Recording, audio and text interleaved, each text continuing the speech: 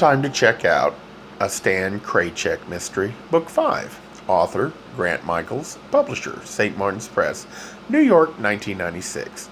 Narrator, Eric Ost. Chapter 19. After my nap, I took a shower and put on khaki shorts and a short-sleeved cotton shirt. White, with slate blue stripes. My vacation wardrobe was getting consistent exposure in Key West. Once the sun went down, at 9 o'clock, I walked to Duval Street and grabbed a late supper, then continued on to the bar called the Javelin. I didn't take the car because I anticipated a night of booze and debauchery. How else do you convince yourself that you're on vacation? When I got to the Javelin, the place was already jammed with people. Through a series of sharp turns, the interior of the main bar was completely out of sight of any passersby on the street. Once inside, I realized why. Up on the bar top was one of the Javelin's featured entertainers, just finishing up his early show. We got to watch his routine from below, like at an odd camera angle. He used the bar top like a runway and moved along it with the slinky, slow-motion grace of a giant serpent. He had already got down to basics and was dancing in plain white crew socks and a white towel. As he gyrated and twisted, he slid the towel around his body like a burlesque dancer with feathers, always concealing, never revealing, the stark truth of sex. At one point, hovering above the rest of us, watching from the floor, he cupped and supported his works in the open towel and used the overhead lights to project a shadow of the stalwart rigging against the white terry cloth. Then he opened the towel flat and let go of it. Magically, it stuck to him, thanks to a large electric fan blowing like a wind machine from one end of the bar. The soft terry pressed against his loins and showed the contours of his splendid muscles in a timber-like erection, whose beauty Paul Bunyan would have revered. The finale of the stripper's act was to secure the towel around his waist and then squat down on the bar to allow eager and willing customers to get to know him better in the privacy offered by the drape of the towel. All for a fee, of course. The most impressive patron was a tall stick of a man wearing an off-white floor-length satin sheath with matching pumps, topped off with a platinum blonde headpiece fashioned into a cotton candy beehive. He lingered quite a while in the netherworld of the stripper's towel, and when he'd finally partaken his money's worth and re-emerged to our side of life, not one single strand of that sky-high dew was out of place. Now that's super-hold hairspray. Cheers and applause followed. I strolled to another part of the Javelin, a large outdoor area set under high tropical palms and open sky. It was dimly lit, almost romantic out there. I went to the bar and bought a bottle of mineral water. Refreshed by the fizzy fluid, I could focus better on the clientele in the outdoor lounge. They seemed oblivious to the entertainment within the other bar. In a faraway corner, where the darkness was densest and the palm fronds most concealing, I saw Joshua 18 at a table with another person who was in shadow. Either Joshua had sobered up quickly, or else Lieutenant Cifuentes had tired of his raging. But what was he doing on a male strip club? From all indications and protests, Joshua was straight. Perhaps a place like the Javelin offered a reprieve from all those heterosexual noises he made, even if they were true. Joshua glanced my way. I waved, but he didn't respond. He turned back to his invisible companion. Moments later, he left his table and came up to me. "Did you enjoy the show?" he said cordially, as though nothing unpleasant had transpired at the police station earlier. Perhaps it was more of his selective forgetfulness. "I prefer sex with a story," I said. He grinned ghoulishly in the dim light. "I have a story that'll make a bestseller," he said. I looked past Joshua's face and noticed his companion leaving their table. The form was unmistakable, even under cover of darkness. It was attorney Nancy L. Drew. I said, "I'd rather hear the one about you and Nancy Drew."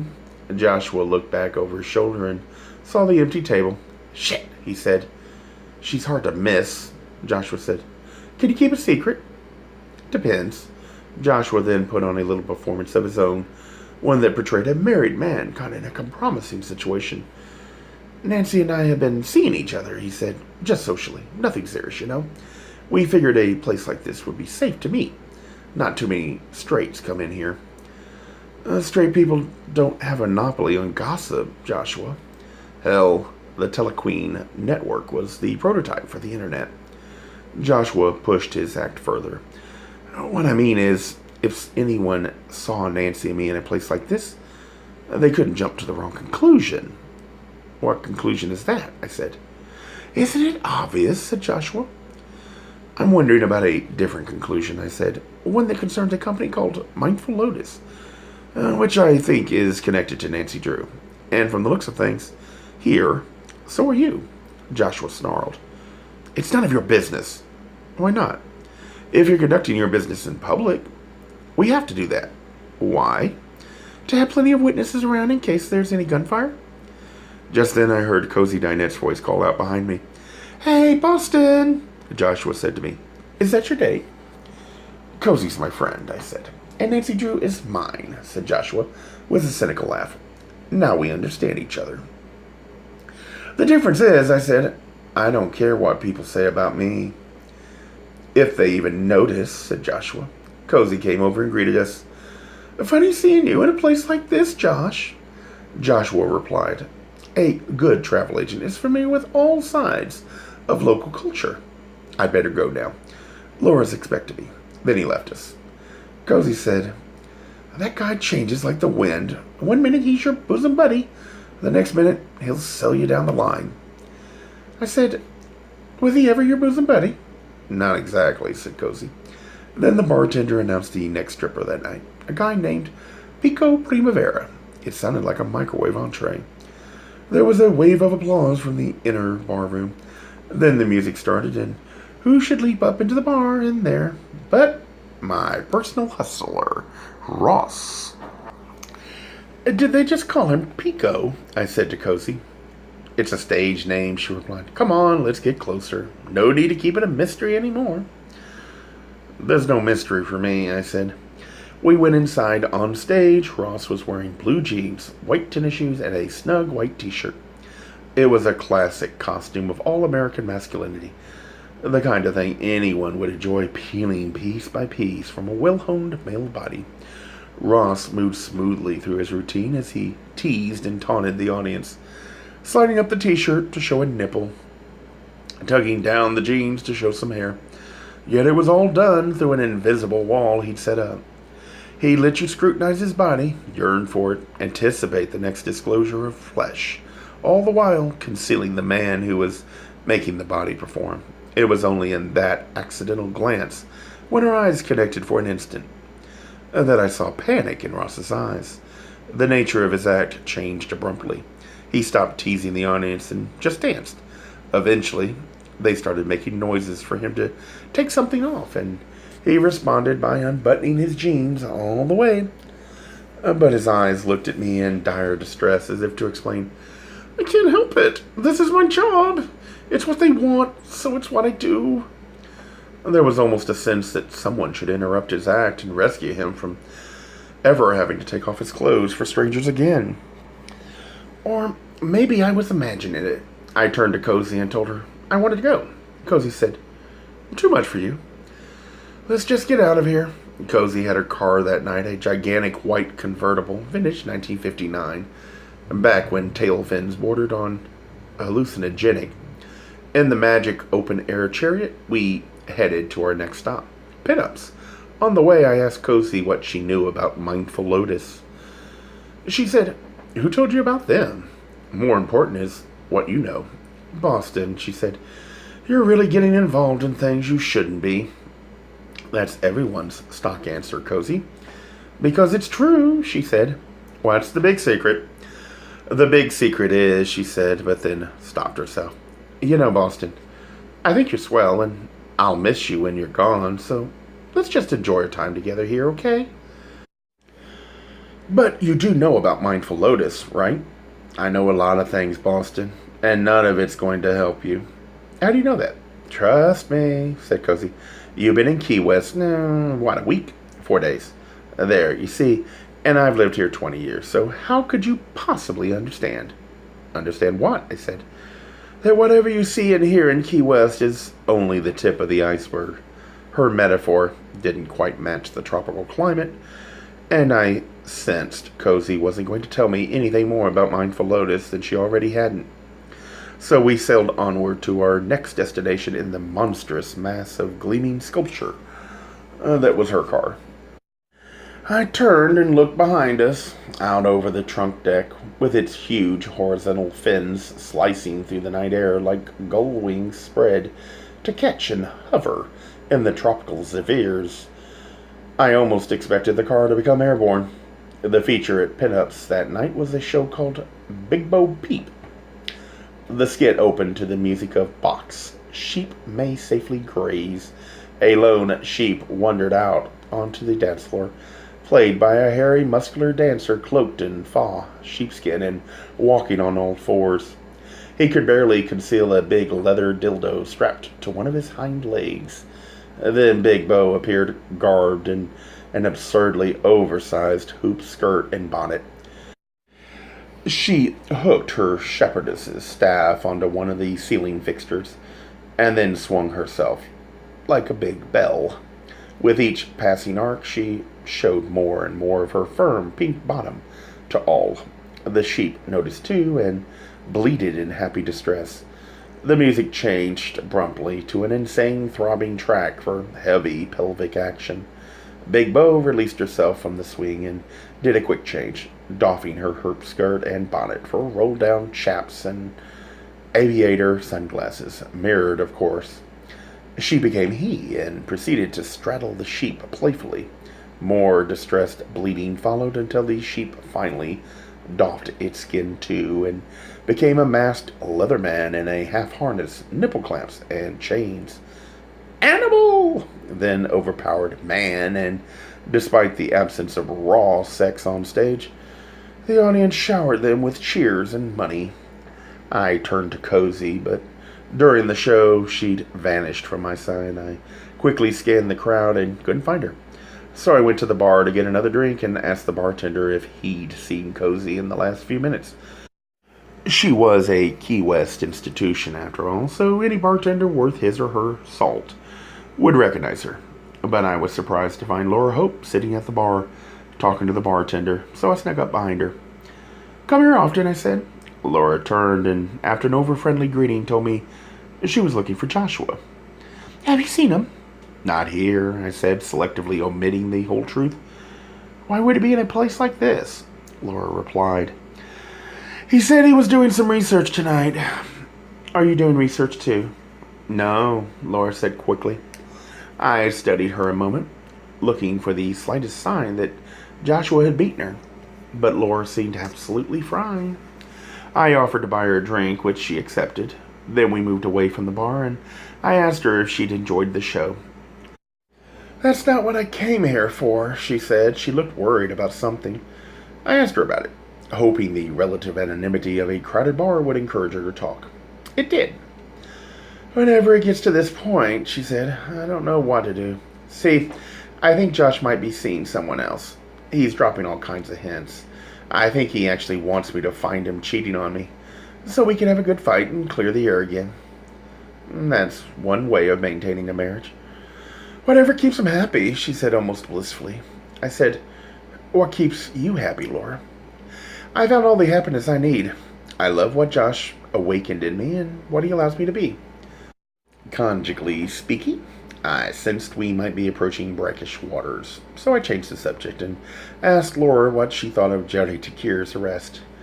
Without missing a beat, she said, "I'm afraid I agree with the police. Jerry must have killed Adolf to get her painting back." "Doesn't that seem out of character?" Laura smiled.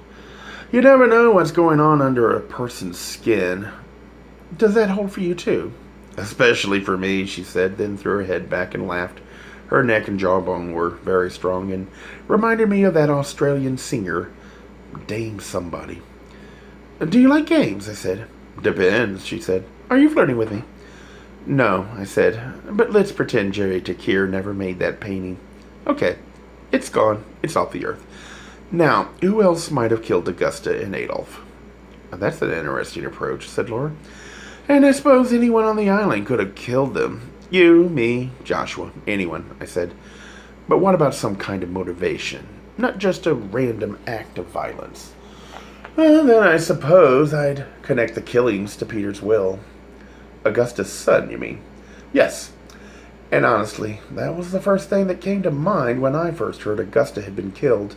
But then I learned the painting had been stolen too, and I changed my mind. Go on, I said. This is what I like. Mind games, she said wearily. Josh prefers body games. So do I. Please go on, Laura. What did you think before you knew about the stolen painting? Laura replied, well, Augusta contested her son's will right after he died. I think it may have been the same day. That was a big to-do around here, the urgency of it all. She was his mother, for God's sake. He was barely dead, and there she was trying to grab his property back from everyone he'd left it to. Laura, do you know anything about a company called Mindful Lotus? She smiled broadly. Where do you dig up these things? That's the silliest name I've ever heard. Nevertheless, I said, do you know about it? No, she said. But if you want, I'll ask Josh. Do that, I said. Maybe we'll both be surprised at what he tells you. Laura gulped the rest of her drink quickly and said, I think our little game is over now. I've got to get back home. Josh may have called there already. Call him from here, I said. Don't you have your cellular phone with you? Laura looked at me blankly. I lost it, she said, but she gripped her empty glass tightly, and I saw her knuckles whiten even in that dark place. I also noticed again how strong her hands were, certainly strong enough to strangle a weak man like Adolf Doberman. I looked back at her face. She was smiling contemptuously, and then she turned and walked off. I made one more round of pinups, hoping to find Cozy, but she was nowhere in there, so I left the place. I wasn't sure whether to be concerned that she'd vanished, or else annoyed that she'd deserted me. I decided to be cool. Outside Cozy's white convertible was still parked, exactly where she'd left it. Near the edge of the lot, I headed toward it, figuring I'd wait there for it to show up. As I was getting into the car, someone emerged from the dense greenery nearby. It was Ross. He said, I wish you hadn't seen me like that, darling. Like what? I said. On stage at the Javelin. You're a man of many talents. But that's not really me, he said. I mean, it's just a little part of me up there. I said, not so little. I mean a secret part, said Ross. That's why I don't like friends to watch me strip on stage. I mean... Cozy suddenly dashed up from pinups. Boston, she called out. Where'd you go? When she saw me standing with Ross. How'd you get here, Rosina? I don't see that black stell hog of yours around anywhere. His what? I said. My motorcycle, said Ross. I took a cab, he said to Cozy with a big grin. Imagine that. Cozy said to me, I thought I lost you in there, Boston. I got worried. But you deserted me. I'd never desert you, she said. I was going to give you a ride home. Well, we're fine now, I said. It had slipped out before I could edit it. Some part of me wanted to be with Ross. For however brief moment in my life in Key West, Ross and I would be we.